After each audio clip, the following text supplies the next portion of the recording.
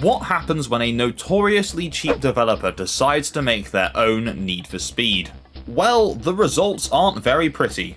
Welcome back to the Worst Racing Games, the series where you guys suggest terrible racing games for me to play, and at the end we rank them. Today we are playing a game called Final Drive Nitro, suggested by the same person in every episode of this series so far. Congratulations, the randomizer chose your pick. So this game was developed and published by Wild Tangent Games, releasing in September of 2004. So what this essentially is a futuristic knockoff of Need for Speed Underground. Before we dive deeper into the actual game though, we do just need to take a minute to look at the developer, Wild Tangent.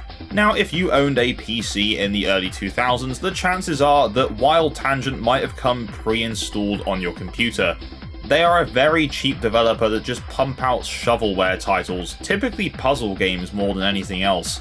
Just taking one look at the homepage of the Wild Tangent Games app, and the first few games you see are all hidden object games. Sweet Home Look and Find 4, Amazing Weekend Search and Relax 3, Argonauts Agency 8. Come on guys. I mean, these numbers go up and up. Here we've got Vacation Adventures, Park Ranger 14. Who is buying the previous 13 entries of this game? I mean, I don't think they're as bad as they used to be, because at least now you can buy a couple of semi-decent titles on the platform, including the Garfield kart games and the original Flatout, so it's not all bad. Anyway, hopefully that set your expectations very high for Final Drive Nitro, so let's get right into it. So I jumped straight into the career mode to see what this game had to offer. So there's a couple of starter cars that you can pick, but I just had a quick cycle through to see what this game had to offer. We had such iconic cars as the Beckham Predator, the Mobius, and also the Honda Civic? What? So there is literally one single licensed car in this game, and yes, that is the Honda Civic. And no, it's not even one of the cool versions, it's a family sedan. Why is it here? Don't know. I've been desperately trying to search for an answer to this question, but I cannot find it anywhere. Anyway, seeing as it's the one single licensed car in this game, it would be quite rude to not choose it, right? So of course, I went with the Honda Civic. Now, what the game does a terrible job of telling you is that you need to upgrade your car as you go. In fact, the upgrades are actually hidden behind cosmetic changes. There's a really poorly designed upgrade menu, and the first thing it shows you are paint jobs, bodywork, rims, and then eventually it decides to tell you there's engine upgrades, turbo, nitro, so on and so forth. Very weird choice to just hide that and not tell the player. But hey, surely the poor menu design can't let down the game, right? What the f is that camera angle? You get two choices of perspectives in Final Drive Nitro. One is this horrid third-person camera, and the other is the first person basically touching the ground that pretty much every racing game has. I do not understand how this is the only third-person option you get. Why am I so zoomed in up my own arse? This game has no widescreen options because of course it was 2004, so like 50% of the screen is just the rear end of my Honda Civic. And yes, eventually of course you do get used to it, but why should I have to get used to it? Just give me more camera options. Before we go any further, if you are a fan of racing games, or in this instance, terrible racing games, then if you haven't done so already, hit that subscribe button and tap the bell for notifications so you can stay up to date with the Worst Racing Game series. Anyway, what is the actual handling like in this game? Well, the answer to that is honestly more complicated than you think. Because this game is so fixated on upgrades, every single car handles differently depending on how much money you pump into it. But the base cars are fine, they are let down by a bit of a wonky physics engine, but other than that, to be honest, it's not the worst handling I've ever experienced in a racing game. It's a bit undersensitive if I have to be honest, but it's definitely not the worst I've ever had. Just take a look at Flatout 3 for that. So it has a bit of a weird default button layout for controls, but to be honest, I was just happy that this very old PC game worked with my PS5 controller. So the default acceleration button for some reason is square, or what would be X on an Xbox controller. Obviously you steer with the left analog stick, you can't look around with the right analog stick, you can just change perspective. between first and third person. Both the right bumper and the A/X button act as a handbrake, and the triangle/Y button acts as your regular brake, but you may as well not bother using it because it's completely ineffective. Then eventually when you unlock Nitro, you can use your boost by pressing the left bumper button. So let's talk more about that physics engine. On the plus side, compared to previous entries in this series that we've looked at, I'm very pleased to say that at least this game actually has a functioning physics engine. When you go over a big bump, you actually take off into the air, and there are some pretty big jumps in this game. Just occasionally it can be a little bit buggy. I did some cartwheels in my Honda Civic, that was quite exciting. McQueen is fading! McQueen is fading! Fading fast! Quite frequently did I watch the AI hit a barrier and just fling up into the atmosphere. Look at Randy Orton slithering. Watch out, watch out, watch out, watch out! I don't know, it's definitely got a certain charm to it that just screams low budget, and I'm kinda here for it. Now, before we continue, one thing to bear in mind is that I played the demo version of this game, so you get 2 hours to play, and then it kicks you out. But as far as I'm aware, this is just 2 hours of the full game. It's not like it's a specific demo, it's just 2 hours of the actual game, and then it locks your progress and you have to pay to continue. Anyway, so let's talk about what the AI are like in this game, because, oh damn, they are certainly entertaining. To put it simply, the AI drivers in this game are morons. They are unbelievably stupid.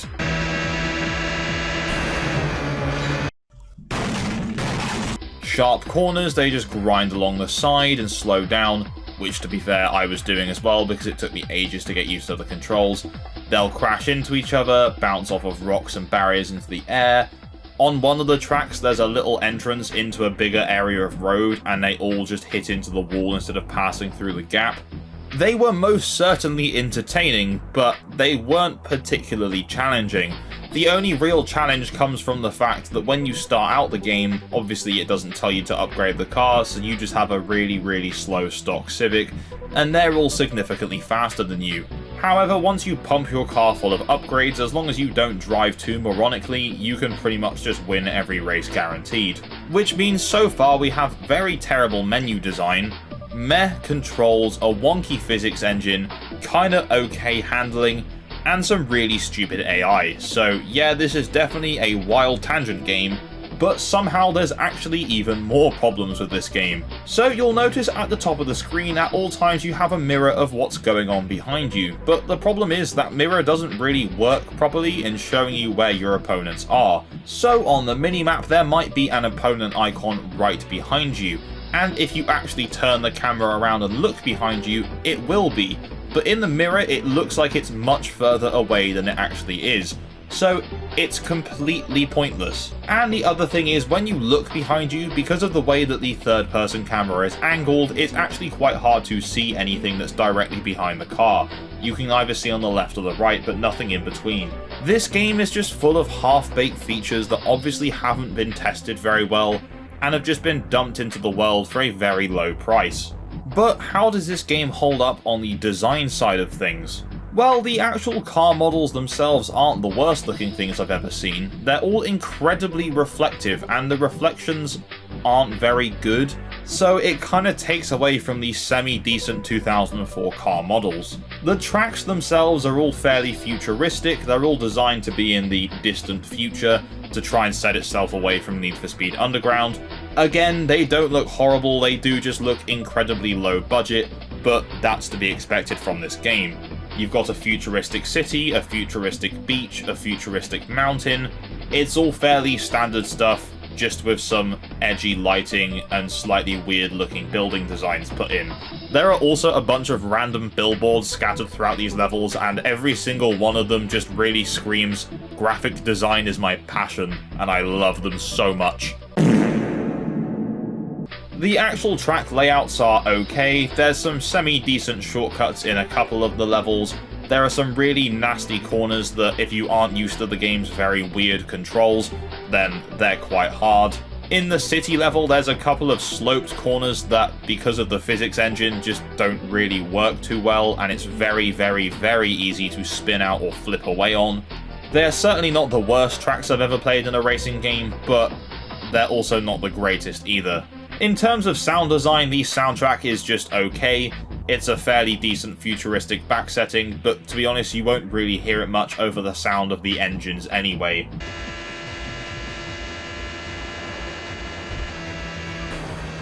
The engine sounds are okay, they're just way too loud compared to the music.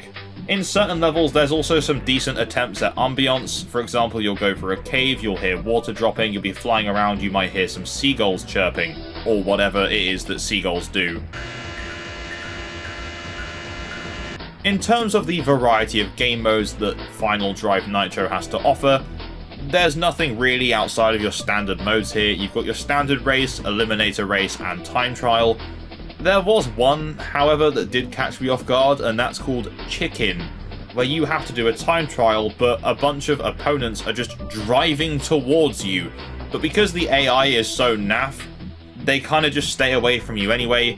The only time I hit one was on a blind slope where I happened to just jump into the air the same time that one was coming up the other way. That was disastrous.